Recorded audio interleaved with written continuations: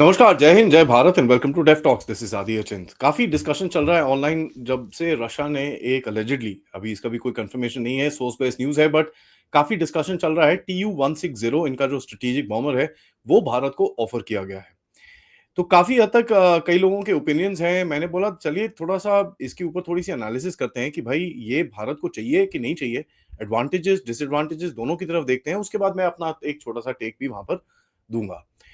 तो ये दूसरी बारी एक्सटेंडेड है, ये जो ऑफर आया है भारत को कि भाई स्ट्रेटेजिक हेवी बॉम्बर्स की तरफ से आप ले लीजिए। ये by the way just TU-160 नहीं है, ये TU-22 है, Tupolev 22 M3 as well as the TU-163 160M, which is also known as the white swan.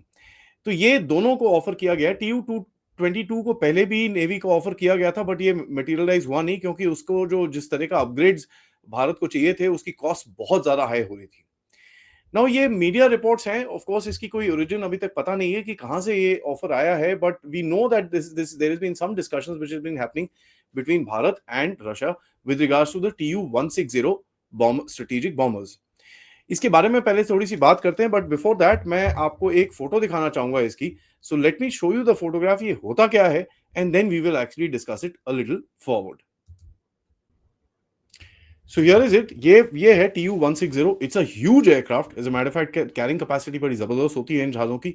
This is the thing. It's a 4 engine aircraft, swing wing. अगर आप इसके देख रहे हैं, अगर मैं आपको इसको ध्यान से दिखाऊं, ये वाला जो एरिया है यहाँ पर, इसका जो विंग है वो पीछे फ्लाइट प्रोफाइल के हिसाब से वो आगे या पीछे जाता है। So it's a swing wing aircraft. 4 engine हैं, दो दो 4 engine. It's a massive aircraft with huge carrying capacity. तो देखिए जहाज तो बड़ा इंप्रेसिव है, there is no question about it. But सवाल ये बनता है कि भारत को क्या ये जहाज चाहिए कि नहीं चाहिए? 12,000 किलोमीटर की इसकी रेंज है, एडवांस रेडार सिस्टम्स है, और जो रशियन इस टाइम पे जो इनकी किंजाल KH-101, इसकी जो हाइपरसोनिक मिसाइल है, उसको कैरी करने की कैपेबिलिटी ये रखता है। अब ऐसी मिसाइल कैरी करने की कैपेबिलिटी रखता है, तो ऑब्वियसली इसके अंदर आप ब्रह्मोस, रुद्रम 3, 4 काफ़ी सारी चीज़ें इसके ऊपर डाल सकते हैं क्योंकि वो बड़ी मिसाइल्स हैं, so you can actually enable it. And BrahMos जो एक्सटेंडेड रेंज वाली मिसाइल है, वो भी इसके ऊपर डाल के आप कर सकते हैं। Plus you can also carry your nuclear weapons and amongst other things.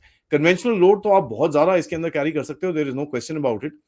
But इसका जो रेंज है, which is very impressive, 12,000 kilometres range, which can actually go around and काफ़ी काफ़ी हद तक, काफ़ी दूर तक ये फ्लाई कर सकता है। ईच यूनिट की वैल्यू होगी करीब-करीब $270 मिलियन से $350 मिलियन, एंड ऑपरेटिंग कॉस्ट होगा करीब-करीब 20 से 30,000 डॉलर पर घंटा। So it's obviously a very very expensive platform. And अगर आप इसको रफाल के कॉस्ट से देखें, तो 2 रफाल के कॉस्ट में ये एक जहाज आएगा। It's a supersonic aircraft, variable swing wing, जैसे मैंने आपको दिखाया, and it can carry strategic missiles, it can carry conventional load, it can carry a whole lot of range of ordnance. ठीक है, इसको व्हाइट स्वान रशिया में बोलते हैं, और नेटो का जो इसका कोड नेम है, it's known as the Black Jack. इसके अंदर 4 क्रूज आते हैं। 12 क्रूज मिसाइल्स या 12 short range nuclear missiles carry करने की कैपेबिलिटी ये रखता है at a single point of time. And इसकी मैक्सिमम स्पीड है करीब 2220 किलोमीटर पर घंटा, which is a, I mean it's beyond 2.2 mark.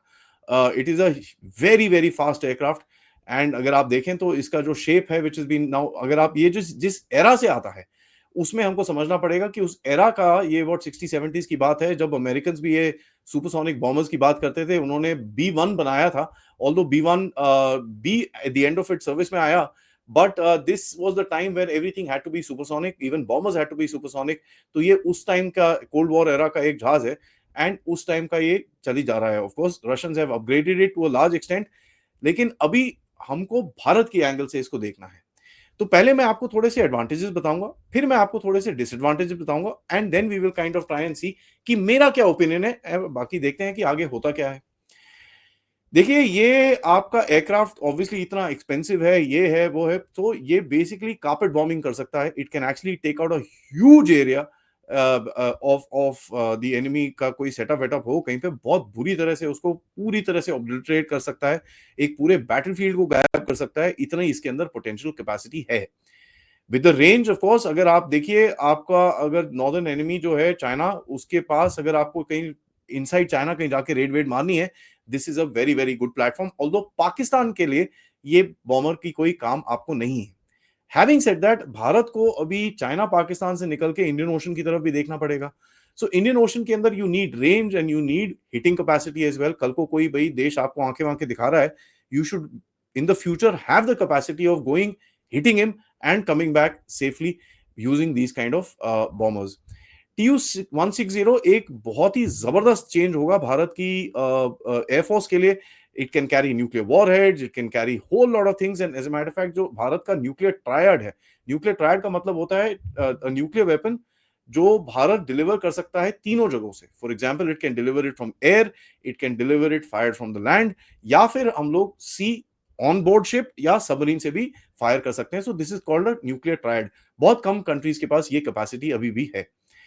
India के पास देखिए ये कैपेसिटी अभी है, and as a matter of fact as far as the fighter jets are concerned, ये कैपेसिटी आपको अगर न्यूक्लियर वेपन्स किसी के ऊपर डालने हैं, you will rather use your missiles, because आपके पास इस टाइम पे फाइटर जेट्स नहीं है with this kind of a range.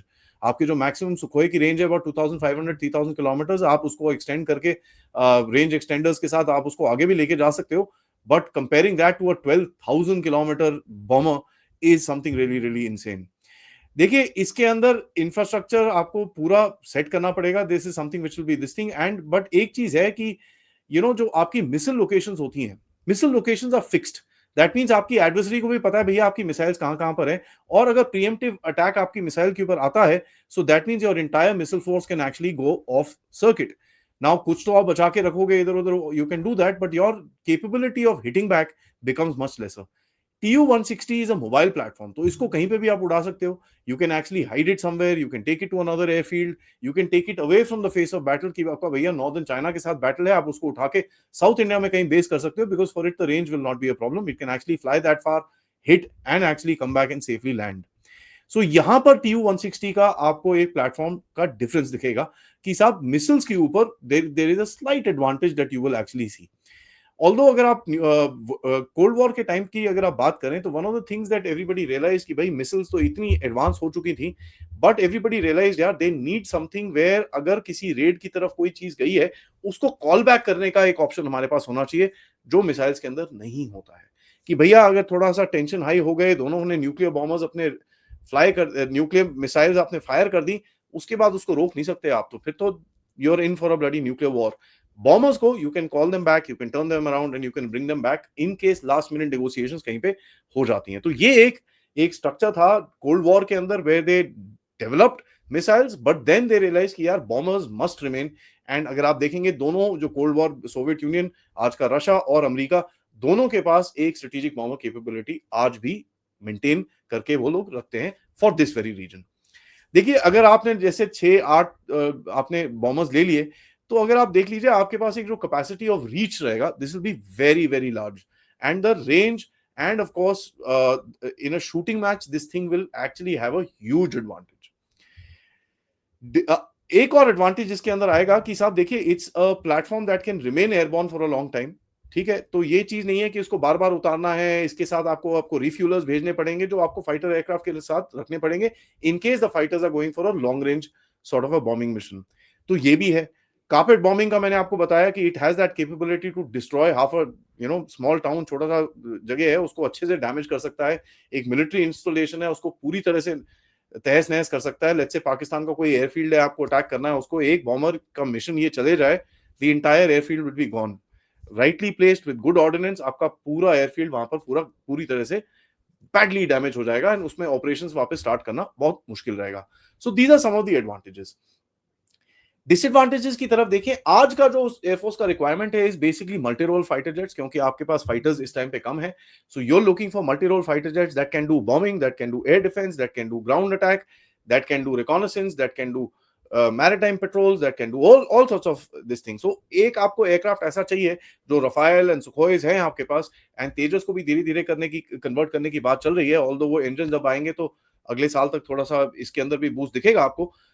This will be only focused bombing sort of an aircraft, and आपके लिए जो इतना कॉस्ट देके आपके पास एक लिमिटेड रोल में यहां पर 6-8 जहाज आप रख पाओगे। सो आपको आज की जो जरूरत है which is basically of a strategic aircraft, multi role aircraft, जो काफी सारे मिशन एक साथ कर सकता है।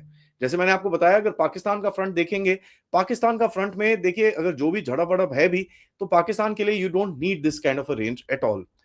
चाइना के लिए unless you go in for an all out war, कि भैया आप सिटीज के ऊपर बॉम्बिंग कर रहे हो, आप उनके डेप्थ में जाके बॉम्बिंग कर रहे हो, वो आपके डेप्थ में आके बॉम्बिंग कर रहे हैं, till that time this sort of a capacity will not be leaded by the Indian air force at least. क्योंकि देखिए इससे आप एक चीज कर सकते हो कि साहब, इससे आप डेटरेंस मिशन आप फ्लाई कर सकते हो, long range deterrence mission fly कर सकते हो, इंडो पैसिफिक पूरा घूम के वापस आ सकते हो, वहां पर एक अपना शो ऑफ फोर्स कर सकते हो, जो आप which is a advantage and a disadvantage. क्योंकि अगर आप शो ऑफ फोर्स करने लग गए इन चीजों में, तो आपको पता ही है फिर आपके ऊपर और भी सारी बेवकूफियां आपके सिर पे चढ़ जाएंगी। You will be basically fighting a battle that you don't need to fight. So that is something which is there. इस टाइम पे रशियंस के पास ऑपरेशनल सिर्फ 16 जहाज है। So if anything that they can even offer you, अभी आपको पता ही है रशिया की वॉर भी चल रही है, so what will they offer you, I don't know. लेकिन 2015 में पुतिन साहब ने एक, जो इनके पास 50 मॉथबॉल पड़े हुए थे, इन्होंने बोला कि साहब ये जरा इसको जरा मॉडर्नाइज किया जाए, और 2015 से आज तक लाके इन लोगों ने 16 जहाज अच्छे से पूरी तरह से मॉडर्नाइज करके रखे। Brand new radars, brand new engine, brand new capability, सब कुछ एकदम basically the aircraft is very very updated. And as a matter of fact GPS systems, targeted system, सारी चीजें बहुत अच्छी तरह से अभी इन लोगों ने प्रिपेयर करके रखी हैं। The Russians plan to do 50 aircraft at the moment to bring their fleet level to about 50.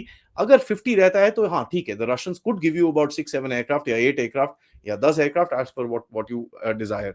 But at this moment अगर आप बोलें आप इसको acquire कर सकते हो 2-4 साल के अंदर, ये चीज थोड़ी difficult दिखती है, unless the Russians are willing to give out 6 out of their 16 that they have itself. They are a large size aircraft. और आजकल की एयर डिफेंस सिस्टम्स अगर आप देखें, S-400s which have range of 600-700 kilometers, 400, 500, 600 kilometers, extendable, अगर आपका कहीं position अच्छा हो, they will, I mean, ये इतना बड़ा दिखेगा रेडार के ऊपर, तो अगर स्टेल्थ वेल्थ इसके अंदर ना हो, तो it is gonna be a bloody big sort of a target in the sky, and इसको मारना काफी इजी रहेगा। तो बेसिकली क्या है कि आपके फाइटर एयरक्राफ्ट को जाके सारे रेडार सिस्टम्स को काटना मारना पड़ेगा, आपको पूरी तरह से एरिया को सैनिटाइज करना पड़ेगा, then only these bombers can actually go inside and carry out the missions safely. क्योंकि देखिए otherwise you losing a large amount of money in just one mission, अगर आपका कोई शूट डाउन हो जाता है। लिमिटेड आपका मनूवरेबिलिटी है इसके अंदर, सर्वाइवेबिलिटी कम है इसकी, तभी मैं बोल रहा हूँ। एंड एरियल प्लेटफॉर्म के हिसाब से अगर आप इंटेंस एयर डिफेंस एनवायरनमेंट में इसको अगर लेके जाएंगे, जैसे चाइना की इंटेंस एयर डिफेंस एनवायरनमेंट है, वहां पर this will not be successful if you are planning to penetrate. हाँ, अगर आप स्टैंड ऑफ रेंज से फायर करना चाहते हो, वो तो यार आपका फाइटर एयरक्राफ्ट भी कर सकता है। So I don't see the advantage that we have as far as the Indian battlefield, current Indian battlefield is concern. हाँ, फ्यूचर में आपका, जैसे मैंने आपको बोला, इंडो पैसिफिक में आपके इंटरेस्ट हैं, तो आप कुछ शो फोर्स और ये सब चीजें करना चाहते हैं, तो obviously fine, it does make a lot of sense. Bharat के अंदर जो टेम्परेचर है, it's a hot humid environment, जहां पर ऑपरेशनल कैपेबिलिटी इस पर्टिकुलर जहाज की रिड्यूस हो जाएगी, and it will actually give a very low thrust to weight ratio, that means carrying capacity जो होती है जहाज की, वो रिड्यूस हो जाती है। So that's another disadvantage which actually comes across.